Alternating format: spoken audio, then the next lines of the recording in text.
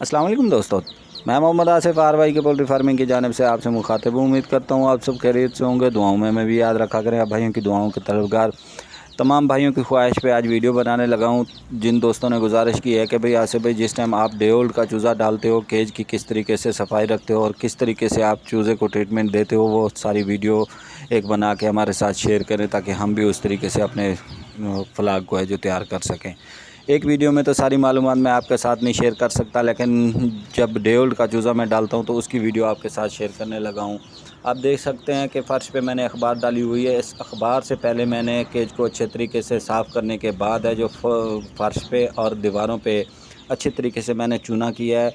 चूना गीला करके मैंने पानी की तरह जिससे ब्रश से लगाया जाता है उस तरीके से लगा के मैंने तैयार किया है, और उसको आपने लगा के 24 घंटे के लिए छोड़ देना है।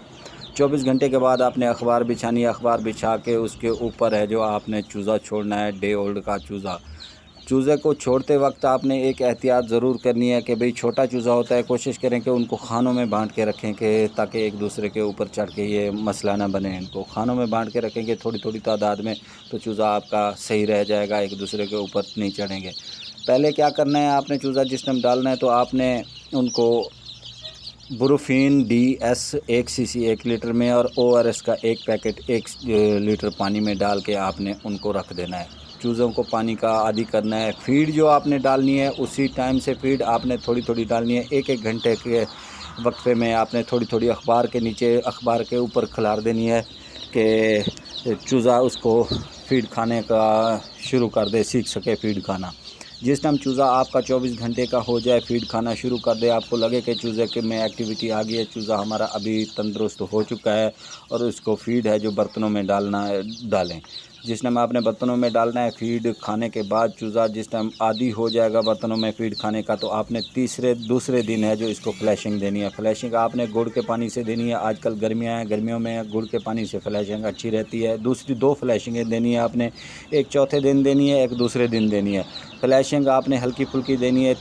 दूसरी फ्लैशिंग आपने टाइट करके देनी है। चूज़ों का जो मसला होगा पोटे का वो सारा क्लियर होगा। दूसरी जो देनी है आपने फ्लैशिंग, वो मैं आपको दूसरी वीडियो में बताऊंगा। और वैक्सीन किस तरीके से करनी है, वैक्सीन का मैं आपको बताऊंगा कि वैक्सीन मैं किस तरीके से करता हूं। ड्रॉप के ज़रिए भी करता हूं और स्प्रे के ज़रिए भी वैक्सीन करता हूं। ये दूसरी वीडियो में सारी मालूमात आपके साथ शेयर करूंगा। अगर किसी बंदे को मसला हो रहा है फ्लाग तैयार करने में, तो वो हमारे नंबर पर रब्ता कर सकते हैं। नंबर हमारा स्क्रीन पे शो हो रहा है। जिस भाई को चूज़ा भी चाहिए वो भी हमसे मिल जाएगा। तमाम नस्लों के चूज़े हमारे पास अवेलेबल हैं।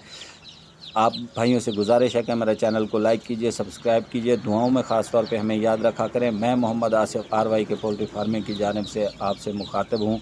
दुआओं में याद रखिएगा। अल्लाह हाफ़िज़।